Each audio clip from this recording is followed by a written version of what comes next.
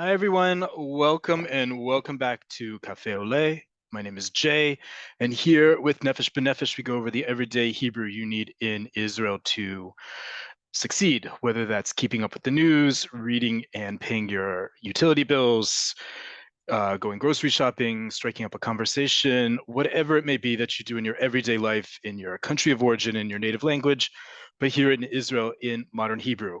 As always, we want to hear from you what topic you'd like us to cover.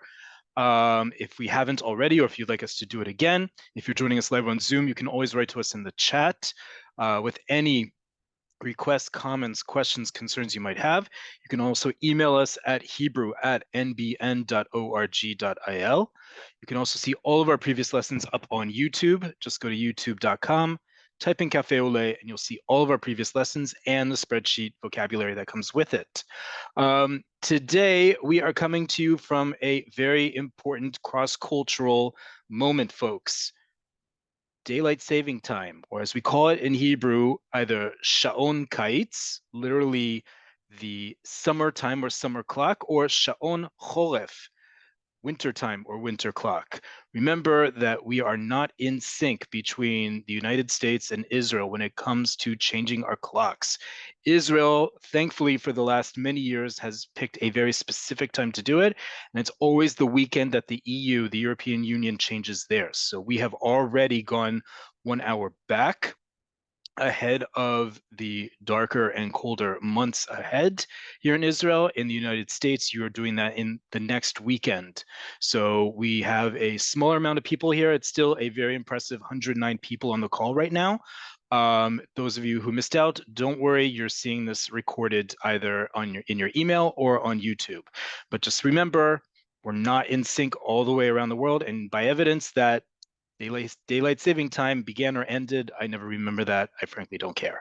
But there is a 6 hour time difference now between Israel and the US East Coast until next weekend when the United States falls back as well. One more piece of housekeeping that unfortunately in this time of everything that's happening does have to go. If you are in Israel and the siren goes off, that is your primary concern. Please adhere to whatever your home front command Pikuda Oleh instructions are in terms of how much time you have to seek shelter. This is recorded, so if I have to make a run, you have to make a run. We'll just be back here and you'll come back and finish up on YouTube with the recording of wherever it leaves off, but your safety comes before learning Hebrew. I know that sometimes may feel like a zero-sum game, but you're not your Hebrew, your safety comes first.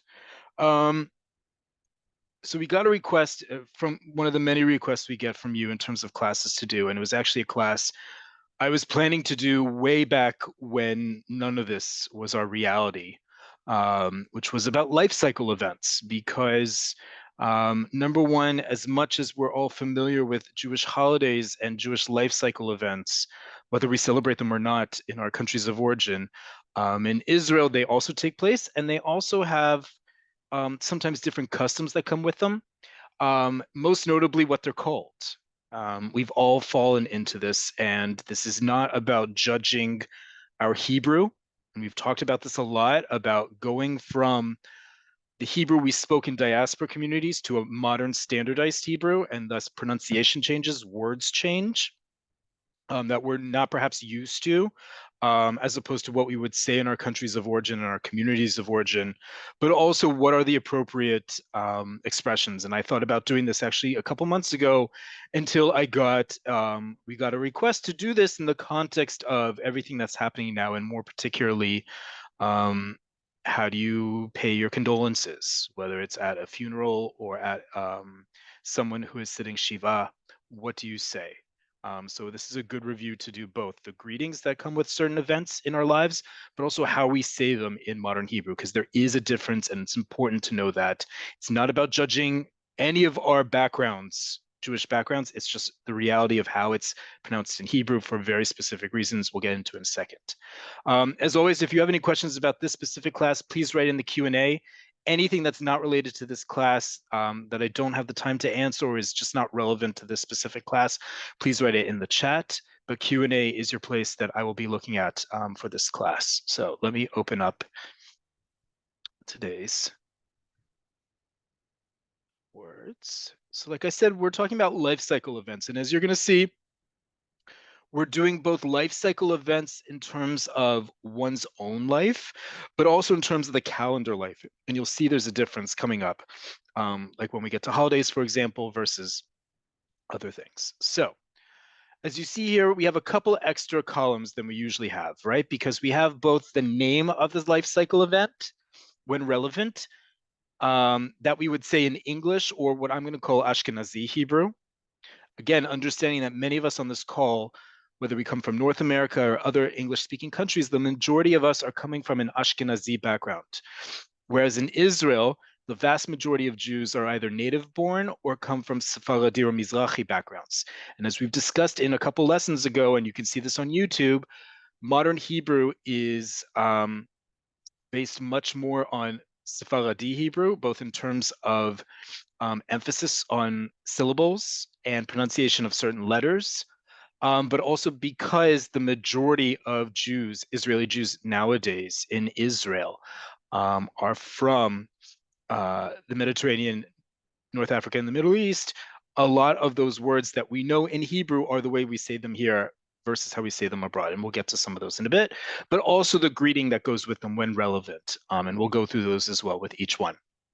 Okay, let's start. So first off, pregnancy. Someone indirectly tells you that they're pregnant, or they tell you. In Jewish tradition, we typically don't say outright, a woman doesn't say outright, or their spouse doesn't say outright that they're expecting, for all sorts of various reasons, one of which is that we know pregnancy can be hard and difficult, and we don't want to wish any premature greetings or blessings on something that still carries a lot of risk. And so first off, pregnancy. In modern Hebrew, it's herayon or herayon. Okay, however you pronounce the letter resh, as you see here. Row B will be how we pronounce it in modern Hebrew. This is someone who's expecting. Okay, hirayon is simply pregnancy.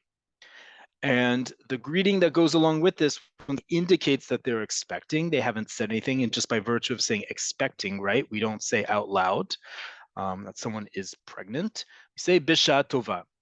You will hear people say mazal tov, and believe me, you're going to hear a lot of mazal tov tonight with some of these greetings. But bisha tova is the typical one. Again, bisha tova is we've talked about this before, is the greeting that you use before something has actually been done or accomplished or completed, right? So you wish someone bisha tova before anything that they're about to complete, right? You wouldn't necessarily say it before a job interview.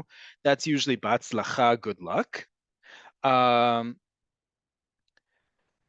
bisha tova is one that you'll hear for pregnancy in particular a lot. You'll also hear mazal tov. People don't necessarily make the difference, but bisha tova is usually a good one for here. Birth. Birth is leda. The word in modern Hebrew is leda. This one you can say mazal tov. Very easy. Mazal tov for anything positive is going to be your default for a lot of these that you're going to see here. Okay. So birth, mazal tov. Okay, here comes the first one. And again, like I'm trying to emphasize in this class, this is not a judgment on any of our upbringings or diaspora connections or diaspora whatever. Okay. If you call Brit Milah, which is what we say in modern Hebrew and in Hebrew in general, if you call it a bris, that's fine. I'm not insulting you. I'm not making fun of you, any of that. However, I am telling you from one Oleh to 121 Olim now, in Israel, unless you are around a bunch of people that you can verify are Ashkenazim and or are in a ultra-Orthodox setting, if you say bris, a lot of people are not going to understand you. It's as simple as that. Bris is the Ashkenazi way of saying brit, and brit is only part of the term brit milah. Okay, so again, this isn't insulting you or your background, your heritage or your family. It's just making sure, as language is meant to do, to better communicate our thoughts, our feelings, whatever we want. So brit milah is the way in Hebrew Modern Hebrew, we say bris, circumcision. Okay, but Brit Milah. Brit Milah is typically um, an event. It's not necessarily a big event for all sorts of various reasons, but should you be invited to a Brit Milah or you can't make it or you hear about it, you can say Mazal Tov. Okay, simple as that. Along with the Brit Milah is the ceremony for naming, particularly for girls. And this has a couple different names in modern Hebrew, naming ceremony, particularly for girls. It's often known in modern Hebrew in Israel as a a brita, taking the same word brit, covenant, but making it feminine, so brita.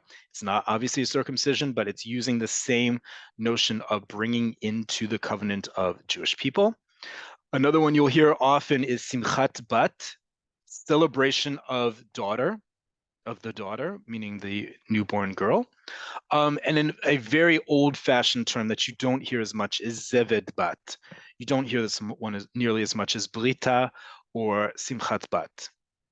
Okay, and again, Mazal Tov is your friend here. This is what you're going to say. Either the announcement of someone already, a girl already being named, or being invited, or being present at a naming ceremony at a Simchat Bat would be Mazal Tov. Simple as that. Bar mitzvah or bat mitzvah, again, we've talked about emphasis in Ashkenazi Hebrew versus modern Hebrew. What would be bar or bar mitzvah or bat mitzvah among native English speakers, and especially in North America. In modern Hebrew, it's bar mitzvah or bat mitzvah. You'll be understood if you say bar or bat mitzvah. You can just hear the difference in the emphasis of syllables, right? In Ashkenazi Hebrew, it's usually the second to last syllable, which is why it's bar mitzvah or bat mitzvah or bas mitzvah, those who say a taf without a dagesh as s. But in modern Hebrew, the emphasis is always, the default is always on the last syllable. So it's bar mitzvah, bat mitzvah. Okay. Not so much a life cycle event, God willing, we don't have to make this part of life cycle, but I was thinking where this fits in terms of a more personal part of life cycle events is sickness. Sickness in Hebrew is machala, is any sort of ailment or disease, is a machala. And what do you say to someone who is sick, right? When someone is sick of any kind of ailment, it could be at home with a runny nose, it could be, God forbid, in a hospital, whatever it may be. These are the three most commonly used expressions when you find out someone is sick and you want to wish them well. Okay, you can either say refuah shlema or refuah shlema, hachlama mehira. We've talked about these two before already, but just it's good to lump them into this specific class and context. Hachlama mehira, which means a speedy recovery. Lahachlim is to recover, mental, health-wise or medical-wise. Hachlama mehira, or simply targish tov or targishi tov. To a male, you would say targish tov or targish tov. To a female, targishi tov, targishi tov. Remember, we talked about this the other week. Someone asked me about why is it tov, even if you're saying it to a woman. Remember that tov is both good and well. So feel well, just like we say in English, right? Hope you feel well or hope you feel better, which is also the way we say it in English, is talgish tov or talgishi tov. Regardless of gender, tov is both good and well. Okay, so any three of these are acceptable to say to someone who is sick, to wish them well and hopefully get better soon. Okay. Engagement, erusin. Okay, erusin, someone who becomes engaged. There's a verb for it. It's lehitares, to become engaged, and it uses the same root as you see here of aleph resh samech. Lehitares is to become engaged. Someone who is engaged, if they are male, is meuras. If they're female, meureset. Okay, but engagement, if someone announces that they're engaged, Mazal tov again. Wedding is chatuna. Again, this is one of those words that if you are coming from a very Ashkenazi background, you may not pronounce it the same way we do in modern Hebrew in Israel. Chatuna, so wedding. Mazal tov also will keep you in good speed here. Okay. Now come the ones that unfortunately are very relevant nowadays and have a little bit more nuance to them or have a couple different options. First off, death. God forbid hearing that someone has passed away. This one comes with a couple different caveats in terms of who you would say this to and when you would say this to and things like that. In modern Hebrew, death is mot or ptira, either words that you see here in columns B and C. Mot or ptira, if you see a funeral or a death notice in Israel, it will say either mot or ptira, and then the person who unfortunately passed away. And there are a couple things in Jewish tradition as well as in Israel that you'll hear. First off, the one that many of us are probably familiar with is this first one here. Sorry. Baruch Dayan Haemet. Baruch Dayan Haemet is a reconfiguration of a blessing that said a bracha with regards to hearing bad news. But Baruch Dayan Haemet is typically what one immediately says upon hearing that someone has passed away.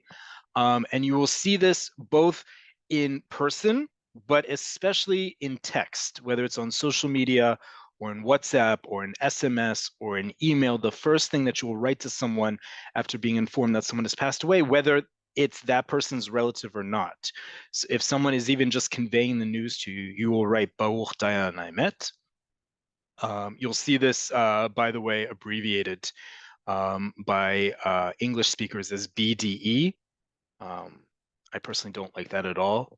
It was just my birthday the other week, and when someone writes HBD to me, I would just prefer they don't. I don't think that's particularly respectful. Birthday is one thing, but BDE I don't like. Baruch Dayan Haemet, whether you write it in Hebrew or in English, is an appropriate thing to say when you first hear someone has passed away. There are other things that you can say. Again, this is upon hearing the news that someone's passed away, and so or a long time afterwards. We'll get to immediately at the funeral or condolence visit in a second. The other one you can say is mishtatef, or for male, I would say mishtatef. For female, I would say mishtatefet, and I'm actually going to write this as we're doing this. Sorry. There we go. Control. Mishtatefet b'tza'archa.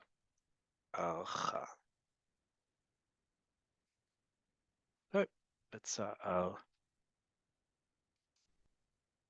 B'tza. Okay.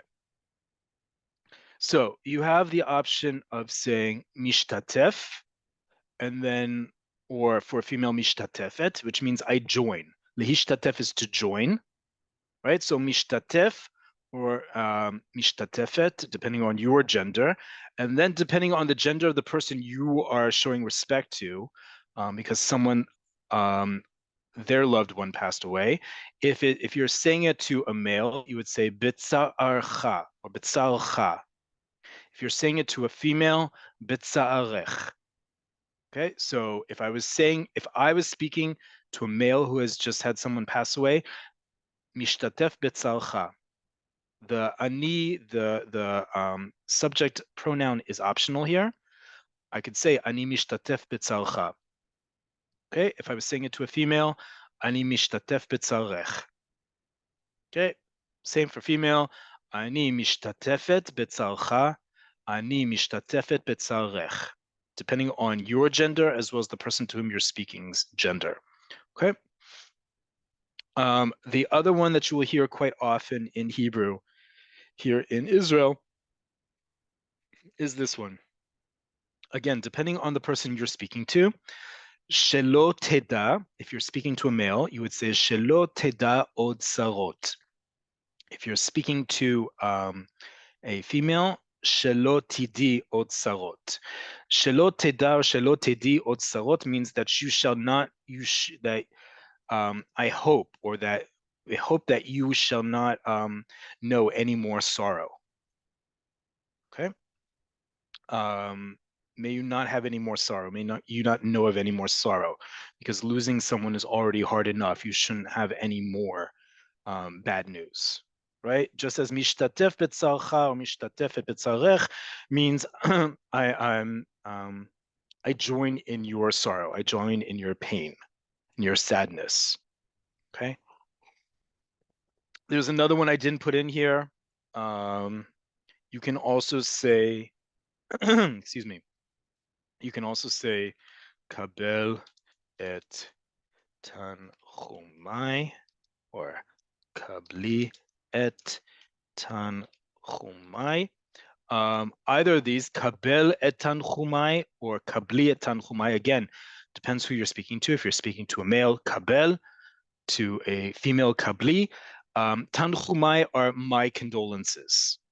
Tanchumim are condolences. Tanchumai, that I at the end, indicates first person plural possessive. So tanchumai hatanchumim sheli.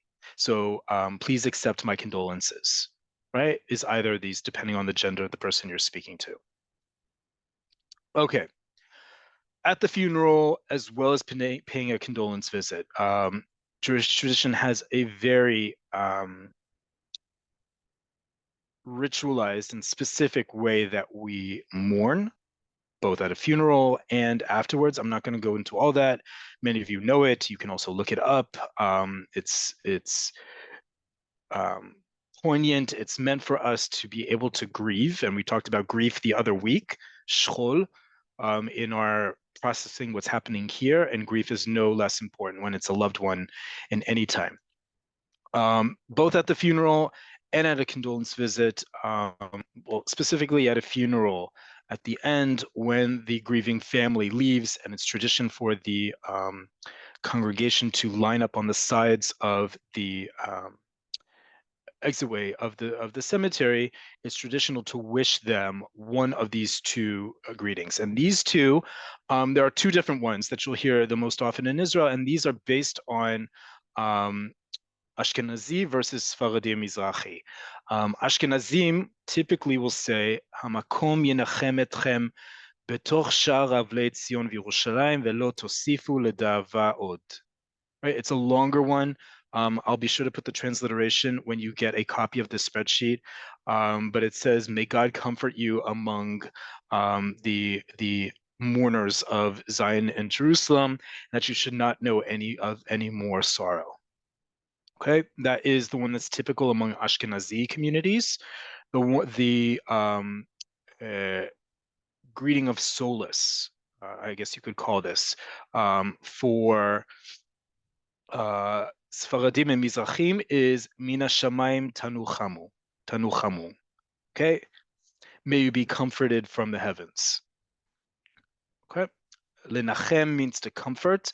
Tenuchamu is the future passive form of it. May you be comforted, min hashamayim, from heavens, from God. Okay, and this is all said towards the end of a levaya, funeral. And then we get to paying a condolence visit. In English, I'm going to put this here as well.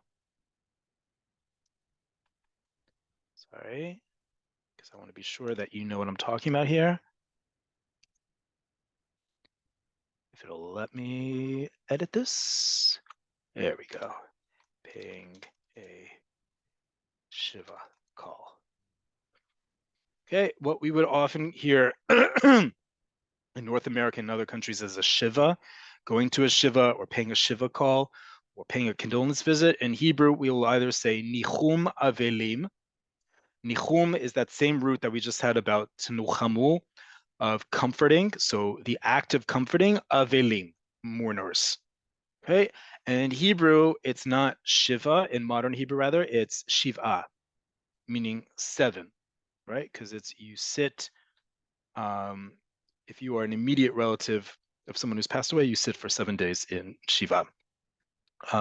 Shiv. Okay. And this is the same. There's a whole process of this. You don't typically ask someone who is in mourning how they're doing. You usually wait for them to start a conversation with you, if at all. And when you leave, you will say one of these two things, right? Hamakom yinachem etchem or min hashamayim tanuchamu. Okay, either is fine. In modern Israel, you can say either, and it's understood as being equally respectful. It isn't dependent on whether you are Ashkenazi or Sfaradi or Mizrahi. At the same time, we adhere to some of those things in modern Israel, and on the other hand, we don't in a lot of cases. This is one of them. Either of these is perfectly acceptable to use, to express, to be heard in times like this. Okay. I'm going to go to the next round. So this category were all life cycle events, usually like individual ones, things that happen to us or to our immediate loved ones. The next ones, and usually once. I know I put sickness on there and some other things that might happen more than once, but that are usually we think about as happening once in one's life. The next round of life cycle events are things that happen more than once. They aren't necessarily time bound in the same way or have the same gravity, and you'll get it in a second. Okay, so first one, we've talked about this one before. Buying something new. Okay, you'll hear this a lot in Israel when you buy something new. It also applies, by the way, to getting a haircut, but can apply to buying a house, buying a car. One of the things you'll hear in Israel when you go to buy, of all things, a garbage can. When you go to buy a garbage can, oftentimes people will wish you this greeting because it's assumed you just moved into a new house or a new apartment, and this is one of the first basic things that you need. In addition to you bought something new, but it's also part of something larger. We've talked about this blessing or greeting before, which is to a male, titchadesh, and to a female, titchadshi. Okay, so you say this again. You see that someone got a haircut or got their hair done. Haircut, hair done, whatever you prefer. Someone buys a new car, someone buys a new house, it's just some new acquisition, titchadesh or titchadshi. Okay, as opposed to doing something new. We just talked about buying something new.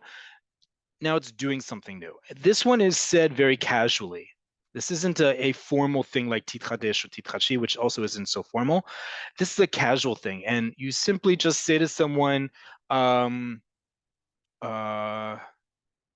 just went on vacation for the first time in 10 years, right? If someone says that to you, you can say shechianu, right? And shechianu is obviously part of the larger blessing we say upon doing new things or something new for the first time in a long time. You will hear people simply say shechianu. They won't say the whole blessing, just that one word. That's the start of the unique formula that is that blessing. Okay, so shechianu. It's much more casual than the other ones here, but you'll definitely hear it in everyday conversation. Birthday. Birthday in modern Hebrew is Yom Huledet.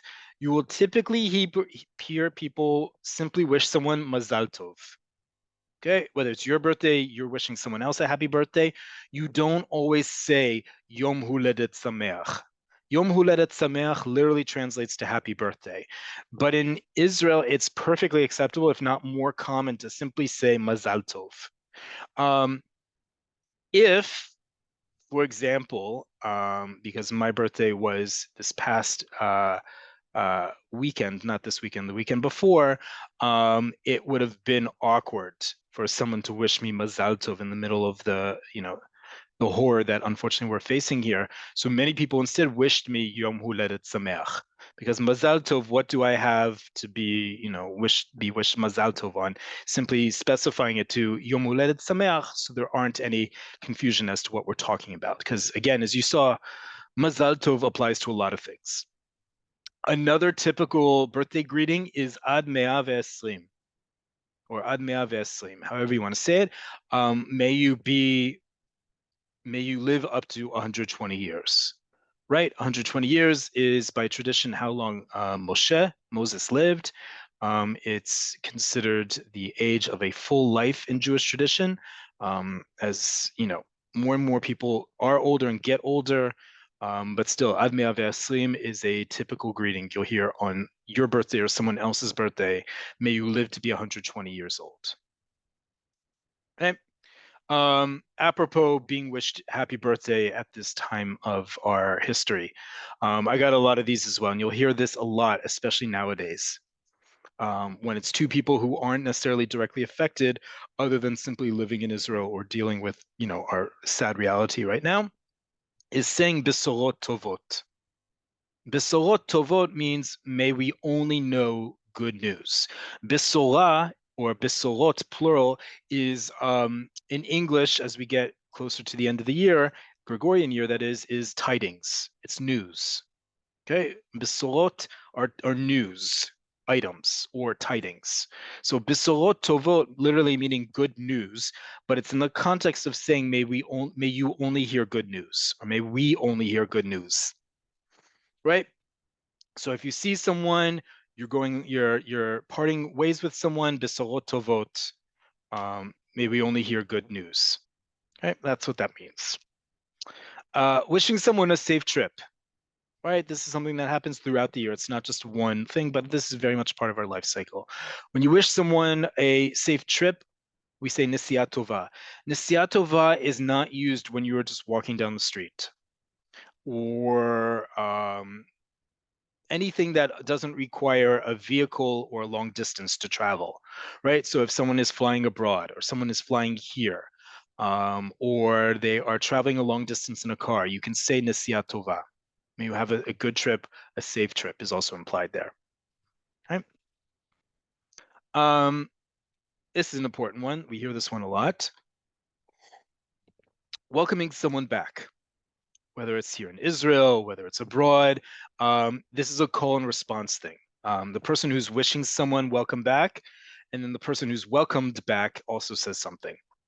So if I was welcoming someone who came back from abroad, or was, let's say, in reserve duty, or has just been gone for a long time, and I said, I want to say welcome back, I would say if they're a male, Baruch HaChozer, blessed is the person who returns, Baruch, blessed, HaChozer, Shechozer, the person that returns.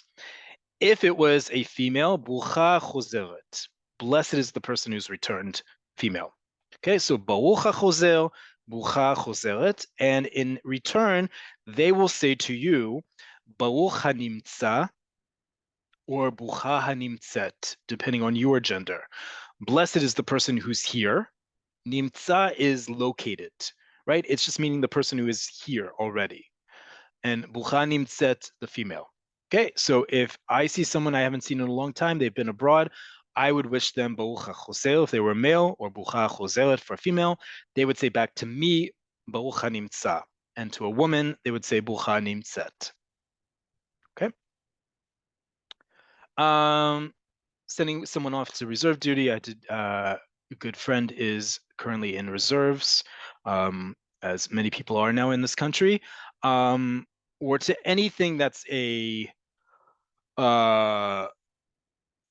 potentially dangerous or danger-fraught situation or risky situation. These also apply, but because this is our immediate reality, I was thinking of it here.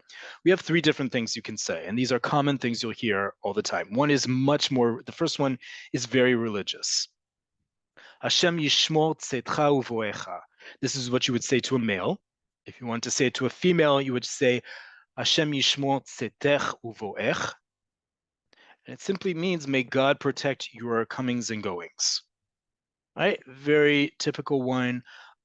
This is found in a lot of our liturgy. It's found in Tehillim, in Psalms. This is a typical one that you will hear. Blessing someone before going out. Hashem yishmor tzetcha uvoecha to a male. Hashem yishmor tzetech uvoech to a female. This one, take care of yourself. The equivalent of taking care of yourself in English. So tishmor al atzmecha, you would say to a male. Tishmor al atzmecha. And to a female, tishmeri al atzmech. Tishmeri al atzmech. Okay, so either one just simply means take care of yourself. And this one you'll hear a lot, especially nowadays, is tachzik ma'amad to a male or tachziki ma'amad to a female. And tachzik or tachziki ma'amad means be strong, stand strong. Lahachzik is to strengthen, to make strong. Ma'amad is your stance, right? So stand strong, one way we could say it in English, or stay strong in English, right? But any three of these are not just someone who's reserve duty or any potentially dangerous situation. Okay? Hashem yishmor tzetcha uvoecha, or Hashem yishmor tzetech uvoech, tishmeri al atzmecha al atzmech, tachziki ma'amad. Okay? And then finally, as I see, we have a lot of Q&A tonight. We've talked about this one a lot. There are many different ways to wish for a various holiday. This is your surefire, I won't mess up how to wish someone a specific holiday greeting, which is Chag blank Sameach. The blank is the name of whatever holiday it is, right? So the next big holiday is Chanukah. Chag Chanukah Sameach. You can also simply say Chanukah Sameach, but the Chag there just makes sure we're all in the same thing. This is an easy, simple to understand and use uniform template for wishing people certain things. Okay, let's move on to Q&A. As I see, we have a bunch.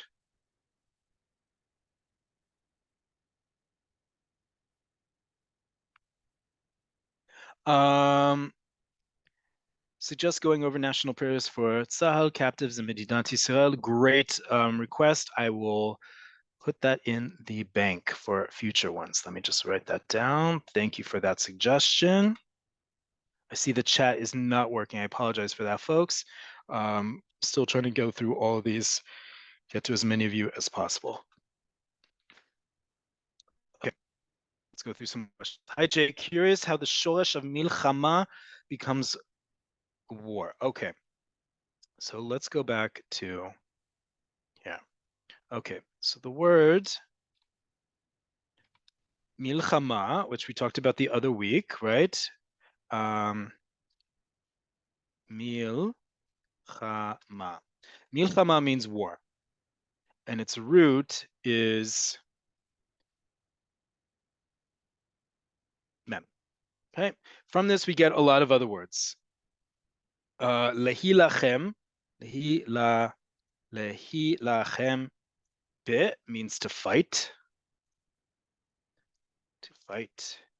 Or lochem is a warrior. Lochem is a warrior or a fighter. Milchama, we had lechima. Lechima is not a war, it's more like a military skirmish or endeavor or battle is one way you can think of it. We have the word krav for battle, but lechima is like the next level down from a war. I'm going to call it a skirmish. Military skirmish. All these have the same root, lamed chet mem. Now, you probably know another word that has the root lamed chet mem, lechem, bread. And Hebrew is not one to be so illogical that one root doesn't have a connection with another, that we would never use the same root for something else. This is a very rare exception. There is no connection, and there have been scholarly works upon scholarly works and lots of forum questions and lots of going back and forth. There is no connection between lechem, lamed chet mem for bread, lechem, and lamed chet mem for milchama, lochem, lechima, lehilachem. There is no connection. You can make it up in your head, and that's great. But in Hebrew, they are not. It's just a coincidence. They have the same shoresh. Okay, but all of these lamed chet mem have to do with something military, as you see here. Okay, hope that answered your question. Okay, let's go back to some more. What do you say to a soldier coming home for R&R and when they go back to service? Great question, exactly as we said here. Welcoming someone back. Someone just came back for a break. Baruch hachozer, baruch hachozeret. And then sending them off again, any of these, right? Whether it's their first time, they're coming back once every other week, you can use these again and again. How would you say Hannah is pregnant or Hannah is having a hard pregnancy? Ooh, what the way I'm going to answer that by not answering it is to say that you wouldn't talk about it without that person there or without that person's consent, and then it's there up to them how they would say it. But we wouldn't talk about their pregnancy without them being there, much less their consent. That's my way to answer that question. Talk about the difference in pronunciation of Mazal Tov between US and Israel. Great. I love this question. So you'll hear I'm saying Mazal Tov. I obviously, being a fellow Oleh, did not grow up saying Mazal Tov. I grew up saying it like many of you on this call, Mazel Tov or Mazel Tov, right? You can hear already the difference, and I explained this before, and it's in our lesson that's up on YouTube about the difference in pronunciation between diaspora forms of Hebrew and modern Hebrew. In modern Hebrew, the default pronunciation is always on the last syllable. Mazal, mazal. In Ashkenazi Hebrew, the default is on the penultimate, the second to last one. Mazel, mazel. Okay? Mazal, mazal.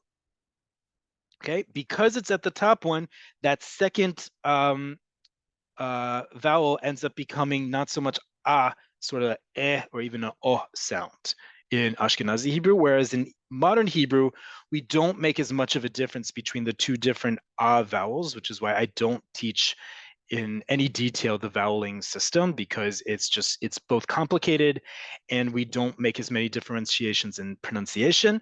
So mazal is going to be like that regardless. And also you can even see it in the spelling here, by the way, folks. You see that dot in the middle of the zayin? That's called a dagesh. That dagesh also informs how we pronounce certain letters. We call those letters beged kefet, like the bet up here. That dot indicates it's b. And anytime a letter begins with one of those 6 letters, it always has a dot. And we have a whole lesson about that as well.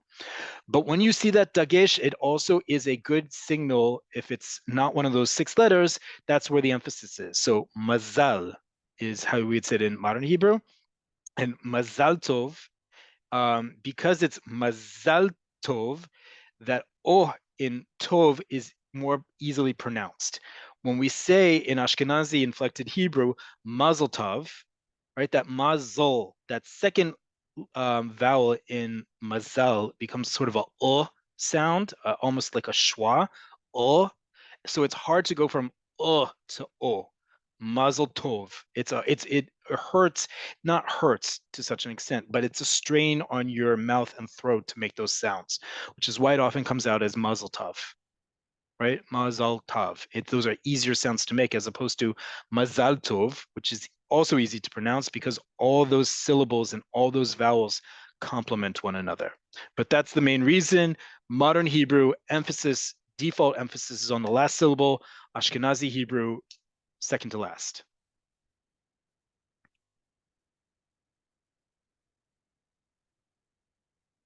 How do you say speedy recovery to those wounded in battle? Again, any of these ones we talked about before. Where'd they go? Refuah shlema or Achlama Mehira. Achlama Mehira is the closest to a speedy recovery, right? Because Achlama is recovery and Mehira fast or speedy. So Achlama Mehira, may you have a speedy recovery. Okay, that's all you have to say is Achlama Mehira. You don't have to say may you and anything else after that, right? Achlama Mehira or Refuah Shlema, a complete healing, or Talgish or Talgishi Tov. Talgish or Talgishi Tov, we usually don't say for like life-threatening things. We usually say for like a cold or a cough or corona or something along those lines that isn't, recuperating in a hospital. Okay.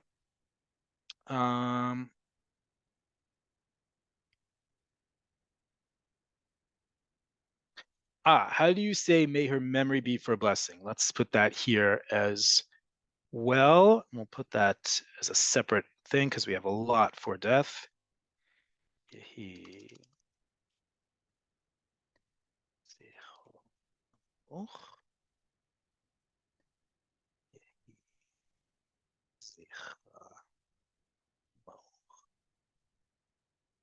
Okay, either of these are another way to say may their memory be for a blessing. Right? Yehi zichro baruch, you would say about a male who's passed away. Yehi zichra baruch is how you would say it to a female. If you watch the news in Hebrew here in Israel, when the authorities have have identified any of the remaining people who have yet to be fully identified and told their families, and it's been allowed to be publicized, the news will stop and they'll recite the names of people who've been formally declared as having been murdered on October 7th, and they'll finish after reading all their names. The announcer will say, Yehi zichram baruch, may their names be for a blessing. But Yehi zichro baruch, may his name be for a blessing. Yehi zichra baruch, may her name be for a blessing. Right? May their memory be for a blessing, not their name. In Hebrew, we say their memory, but it's the same thing as may their name be.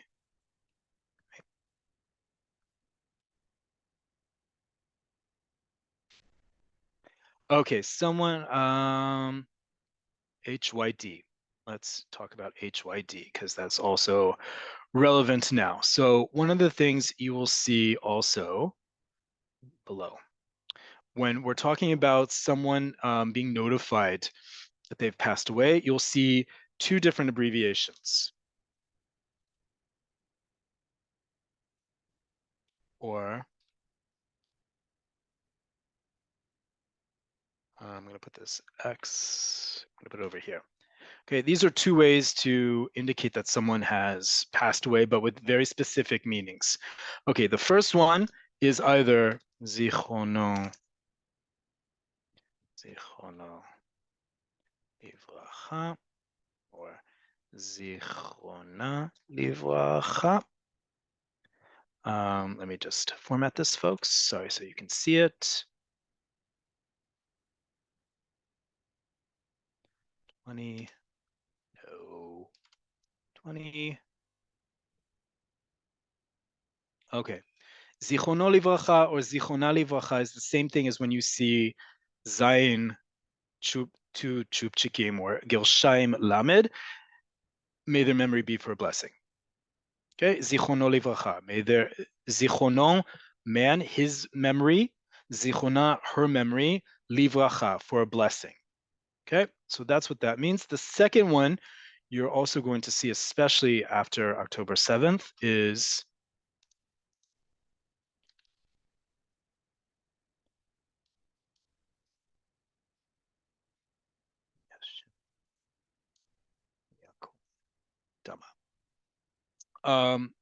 is this one. Hashem Yakum Damo or Hashem Yakum Dama. This literally means may God avenge their blood. Hashem Yakum Damo, you say with regards to a male. Hashem Yakum Dama to a female. This one, when you see that het, hey, yud, daled, it is used only when someone has been murdered, not when they have died naturally or anything like that. Okay. Nothing, you don't use that if someone passes away naturally or things like that. Everyone who passes away is entitled to zichrono livracha, zichona livracha, zal or zain lamed, but particularly if they've been murdered in a terrorist attack or something, you'll often see the abbreviation Hey Yud Dalet after their name for Hashem Yakum Damo or Hashem Yakum Dama. May God avenge their blood.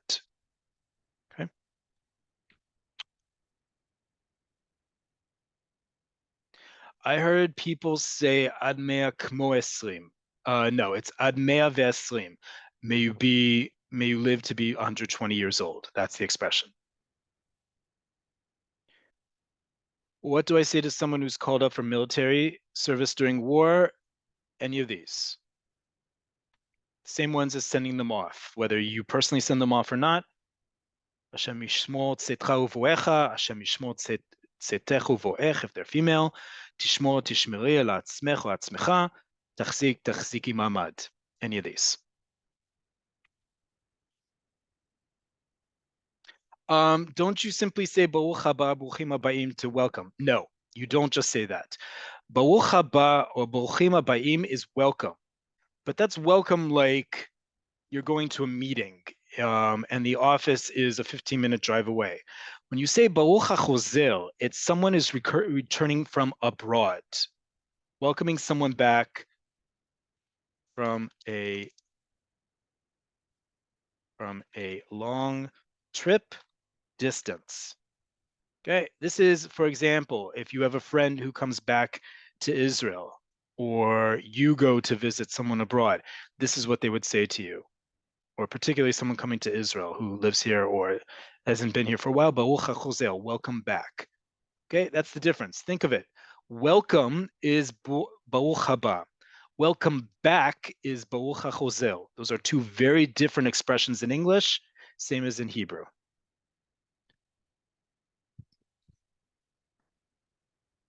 When someone returns, do you say hitgagati alaich or alech? I missed you. You can. That's a very nice thing to say. You don't have to, right? Welcome back is also Baruch hachozel. You don't, just because you're wishing someone welcome back doesn't mean you necessarily miss them. Think of it in the context of work. Someone goes away on a work trip. The very polite thing to say to them is Baruch hachozel. You wouldn't necessarily say in a work context, hitgagati elech or elecha, I missed you. Just like in English.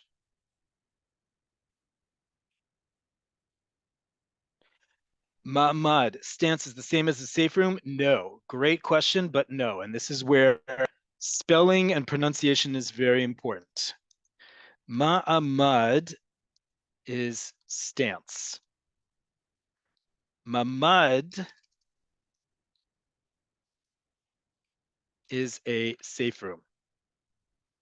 Okay? Two different words. Ma'amad and mamad. Okay? Even though there is another syllable in mamad, you can hear how I say it. That ayin just sort of becomes elided into the rest of it. But again, context will help you here. What you're saying, whether it is stance or a safe room, it'll be clear from the context.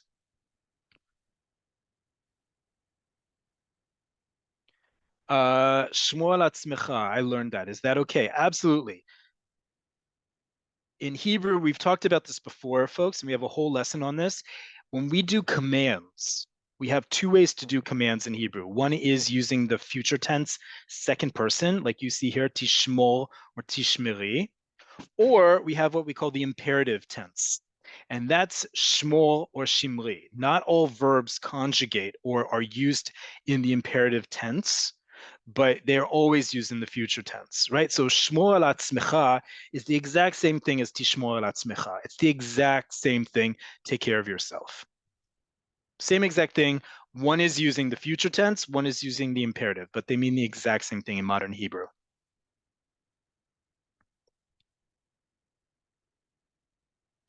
Someone goes through a tough situation, okay to say, tishmor al atzmecha, or more importantly, tachzik or tachziki ma'amad. If someone's having a rough time, this is a great thing to say, especially nowadays. Tachzik or tachziki ma'amad, stay strong. This is a very nice thing to wish someone who's going through a hard time. Okay? Tachzik ma'amad or tachzik atzmecha. No, tachzik ma'amad is what you would say. Absolutely. Take that back.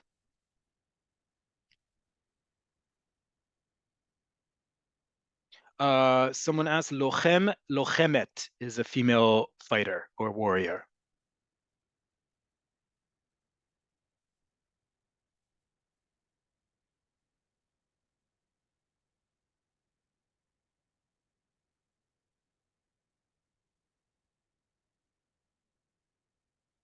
Going through a lot of different things because the chat is not working, and I apologize with that, folks. I'm just trying to get through the ones that are immediately relevant to this class.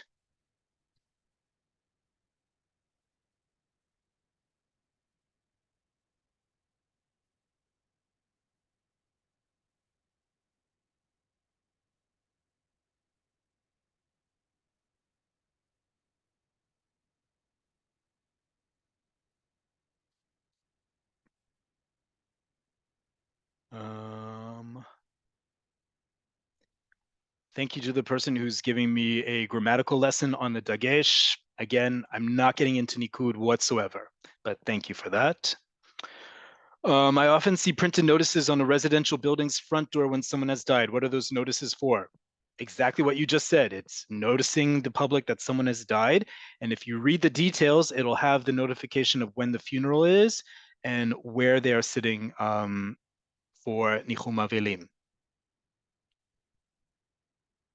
No, it's Hashem Yakum et Damo. Yakum here is from the same root as the verb to avenge, which is nun, right? Nekama is revenge. Linkom or likom is to avenge.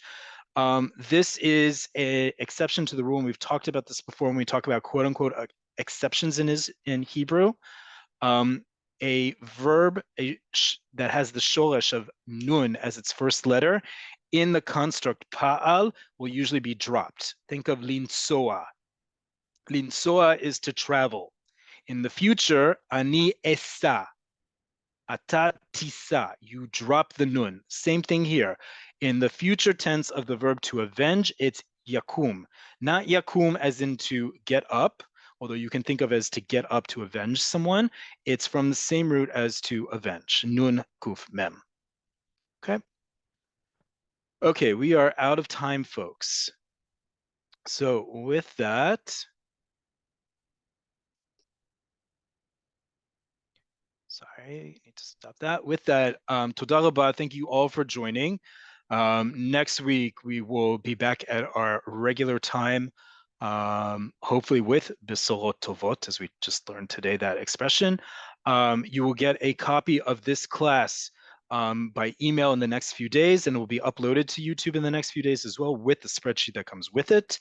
Any other questions you have for us, comments, questions, concerns, please write us, Hebrew, HEBREW at nbn.org.il.